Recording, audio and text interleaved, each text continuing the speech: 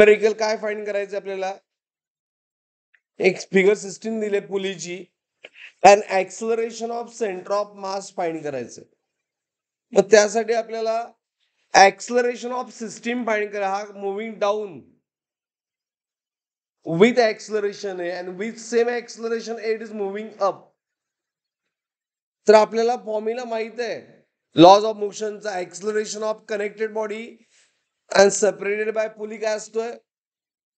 m2 minus m1 divided by m1 plus m2 greater minus smaller. Is it right? मग 3m minus m divided by 3m mass plus m into g. म्हणजे it is 2m by 4m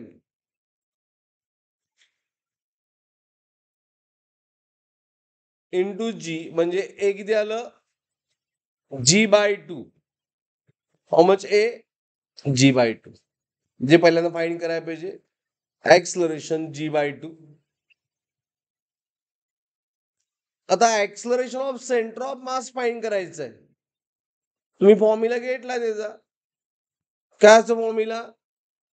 acceleration of centre of mass. मी याला 1 म्हणतो, याला 2 म्हणलो, m2 आणि याला m1 म्हणलो. सो याचं रोटेशन क्लॉकवाईज आहे आणि याचं रोटेशन काय? Anti clockwise. त्यामुळं m1 a1 minus m2 a2 minus का आलं? डिवाइड बाय m1 प्लस मी चुकलं, लिहायला कसं पाहिजे होतं? m2 a2 ग्रेटर क्लॉकवाईज आहे आणि स्मॉलर अँटी क्लॉकवाईज आहे. Is it right? हा फॉर्म्युला सगळ्यांना कळाला?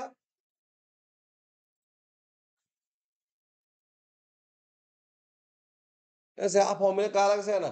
क्लॉक प्लस का? S Y taken plus m2 च. तर क्लिअरली सेंटर मास इथं कुठं असणार? तर एक क्लॉकवाईज आहे आणि m1 काय? अँटी क्लॉकवाईज आहे. त्यामुळं m2 किती आहे? 3m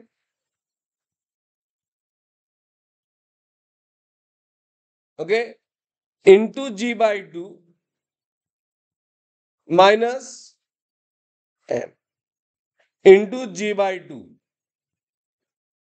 divide by 3m plus m minus sign. बरोबर ना?